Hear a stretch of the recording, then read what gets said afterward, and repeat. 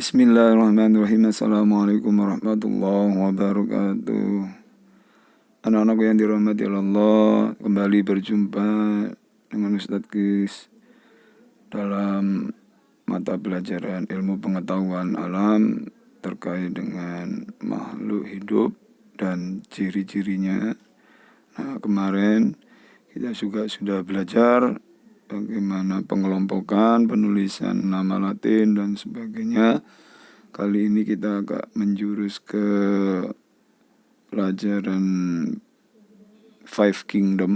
Nah, di situ ada Monera, Protista, dan sampai yang terakhir yaitu Animalia.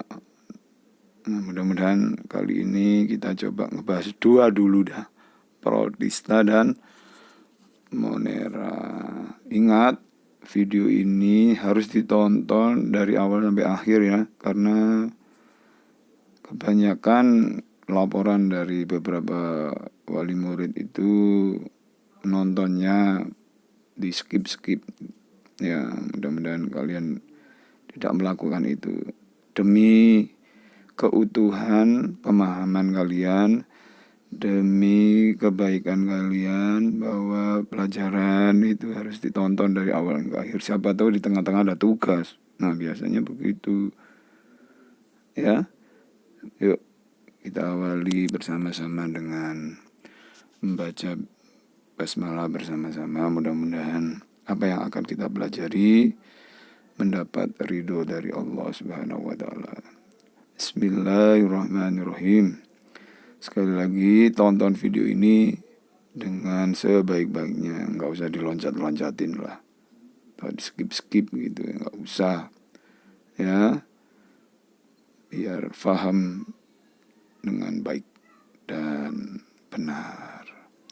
Karena ilmu pengetahuan ini juga asalnya dari Al-Quran, dari Allah Subhanahu wa Ta'ala. Ingat, kalau sudah basmalah akan mendapatkan langsung pahala dari Allah Subhanahu wa Ta'ala. Karena kita bersama-sama belajar mengenai ilmu Allah. Ya. Tetap sehat, sudah sarapan dan duduk dengan baik ya. Masih ingat tidak pelajaran kemarin terkait dengan Five Kingdom atau klasifikasi 5 kingdom. Nah, nomor 1 dan nomor 2 itu kan Monera dan Protista. Lalu nomor 3 fungi, jamur, bukan jari mungil kreatif, ya tumbuhan jamur tapi tidak punya daun gitu.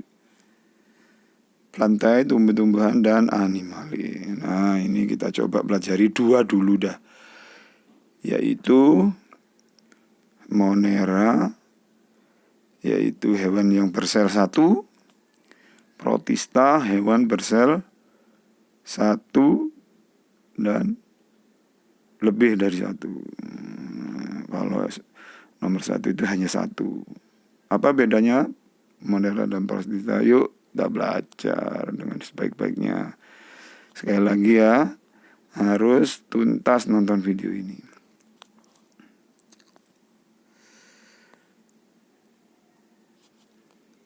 Kingdom Monera.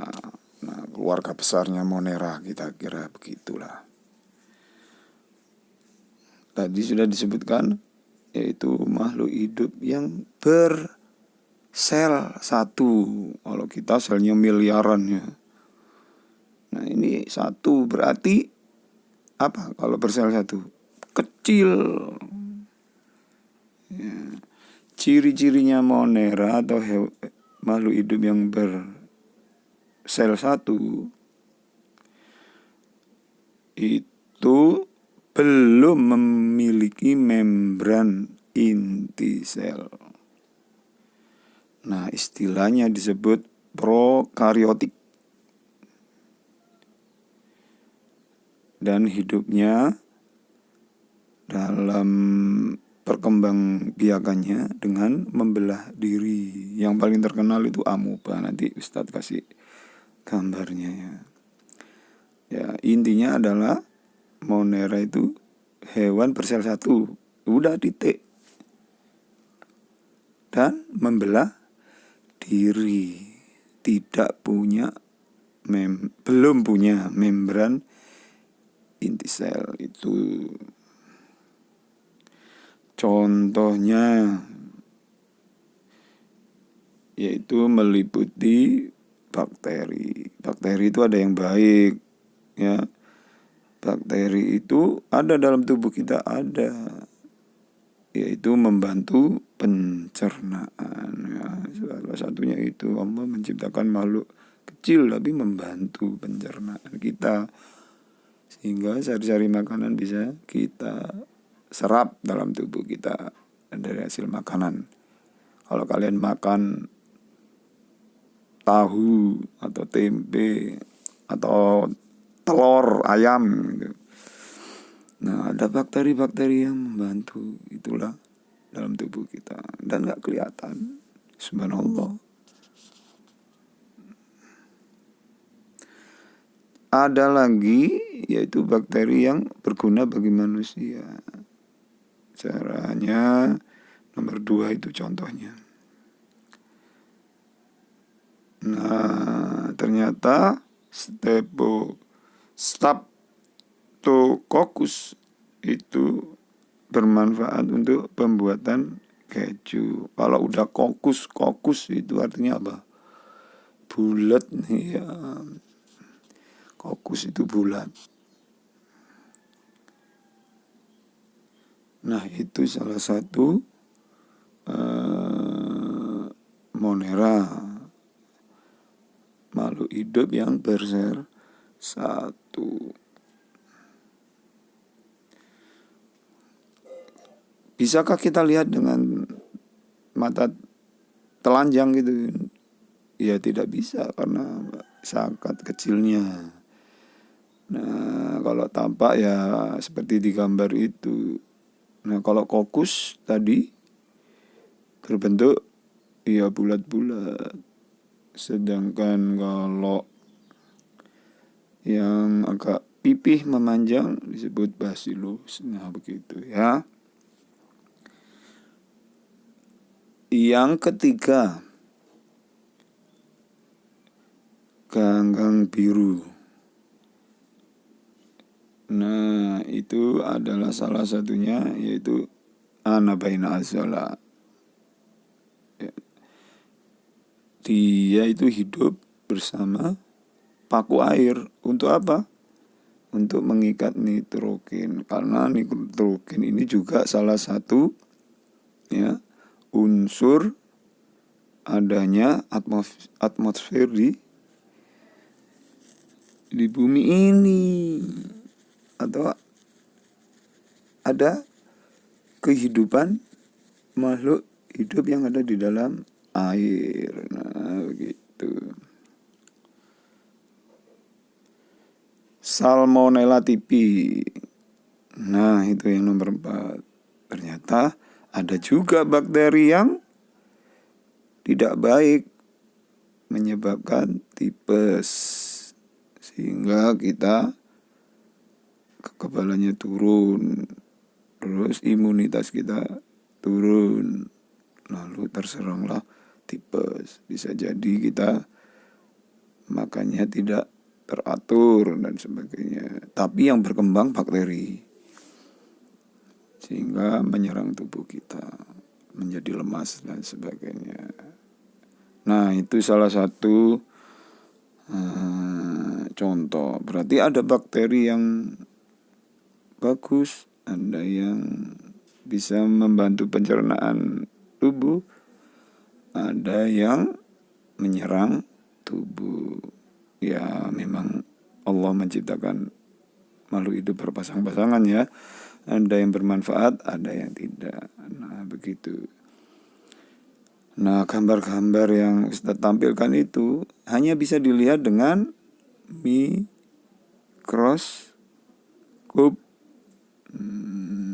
Ada di sekolah kalau mau coba nanti di rumah merendam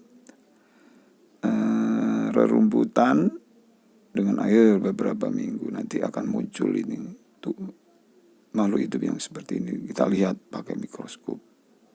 Insyaallah kalau sudah masuk sekolah. Kita lanjutkan dengan protista.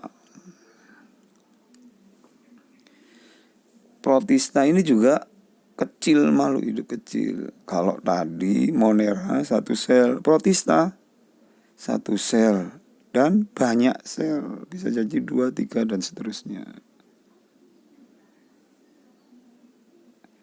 Kalau tadi Monera 1 sel disebut prokariotik. Kalau protista disebut eukariotik. Ya, berarti ini terdiri dari 1 atau banyak sel. Jenisnya ada berapa? Ya, ada 3. Jadi makhluk hidup yang bersel 1 atau banyak yang disebut protista ini ada loh yang mirip. Ingat mirip ya. Mirip dengan hewan. Karena keluarganya protista dan mirip hewan dinamai protozoa. Zoa itu hewan zoo gitu ya. Jadi mirip tapi lo mirip hewan. Lalu yang kedua mirip tumbuh-tumbuhan, alga atau ganggang. Ya nanti kita coba kita bahas satu persatu. Ada lagi protista yang mirip tapi mirip jamur.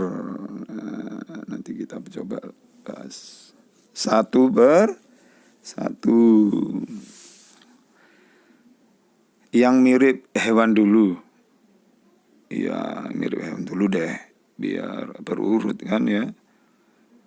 Nah ingat protista bersel banyak.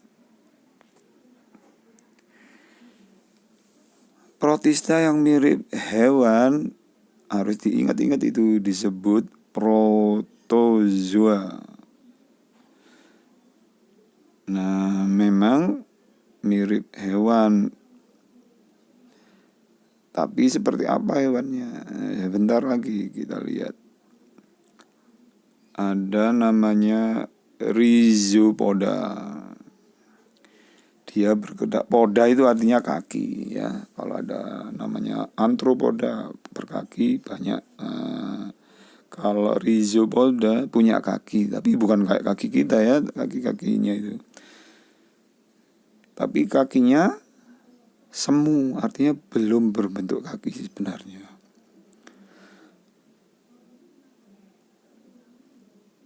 Contohnya nih, amuba. Nah tadi kalau ada hewan yang bermanfaat, ini kayaknya menyebabkan disentri ini, yaitu Entamuba histolytica yang menyebabkan disentri. Kalau disentri itu muntah-muntah sambil BAB. Dan itu bentuknya cair, agak kental gitu. Itu penyebab disentri. Bisa jadi makanan kita tercampuri makhluk hidup yang mirip hewan atau protozoa. Namanya Entamuba histolytica. Nah gitu. punya kaki hewan ini, kecil tapi bahaya. Yang nomor 2, flagellata. Flagel itu artinya ya seperti cambuk itu. Jadi hewan ini bergerak dengan bulu-bulu cambuknya. Sebagian besar protozoa itu ya dilihat dari sifat gerakannya. Kalau pakai kaki kan bisa bergerak. Yang satunya pakai bulu cambuk atau flagel.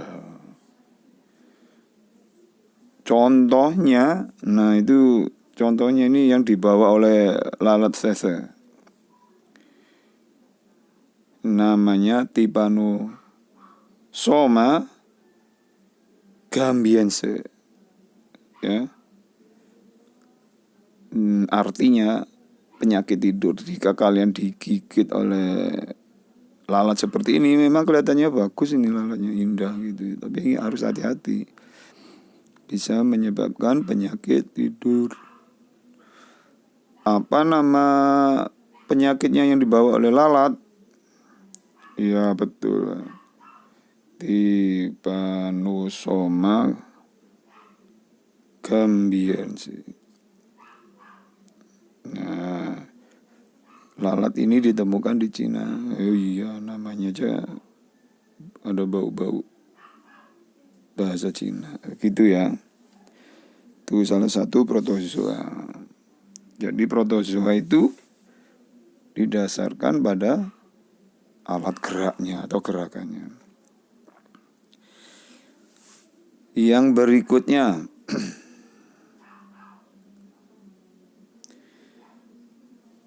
ciliata, yaitu ciliata itu bulu getar, jadi bergetar gitu ya. Ini contohnya adalah Paramecium caudatum. Nah, Paramecium itu nanti lah Ustaz kasih tahu. Jadi di sekeliling tubuhnya itu ada bulu-bulu getarnya tuh, bergetar. Nah, pernah Ustadz lihat itu ketika di mikroskop itu ada seperti itu. Namanya Paramecium. Yang berikutnya protozoa, protista yang mirip hewan, yaitu sporozoa. Nah, alat geraknya ini hampir tidak diketahui, bahkan tidak memiliki alat gerak. Dan ini ada di penyakit malaria. Nah, sporozoa yang tidak punya alat gerak ini namanya Plasmodium, sehingga hewan perantaranya ya nyamuk. Jadi penyakit malaria. Nah, ini harus hati-hati ya. Bahkan bakteri atau makhluk hidup yang kecil-kecil ini ada yang bermanfaat, ada yang tidak begitu. Kalau protozoa berdasarkan alat geraknya ya. Ada yang berupa cambuk, bulu getar, kaki. Nah, harus hafal itu, dihafalin satu persatu. Nah, ini salah satunya, contoh-contohnya ya. Ada yang bulu cambuk tuh. Ada yang amuba, diperhatikan baik-baik. Paramecium tuh, lihat tuh. Paramecium ada bulu-bulu getarnya. Kecil-kecil dikelilingi gitu ya. Nah, ini kelihatannya indah tapi kecil sekali. Coba nanti direndam air pakai rumput. Rumputnya direndam beberapa minggu, nanti dilihat di mikroskop. Itu kalau dulu Ustadz ngajarnya begitu, pernah Ustadz pakai mikroskop. Jadi buahnya itu Bentuknya seperti ini nih. Kecil-kecil. Nah, makanya nanti kalau sudah masuk sekolah kita praktek bersama-sama, lihat ya. Nah, ini salah satunya lagi contoh gambar yang apa nih, ada cambuknya. Iya betul, flagel. Ya, flagellata. Ini kecil juga, sangat kecil, hanya bisa dilihat pakai mikroskop. Mirip hewan kan? Iya. Kalau kutu masih bisa dilihat pakai mata. Ini kecil sekali.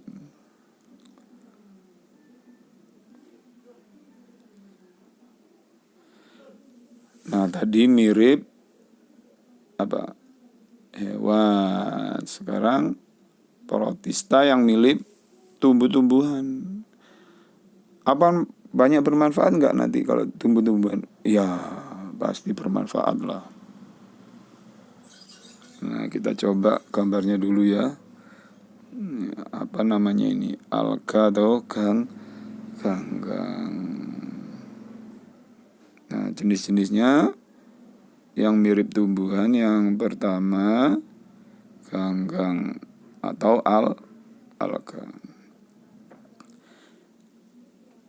Kalau mirip tumbuhan tentu saja dibedakan dengan warnanya atau pigmennya atau zat warnanya ya. Yang pertama ganggang hijau. Nah, ganggang hijau ini ya ada hidup di air. Yang kedua, ganggang coklat.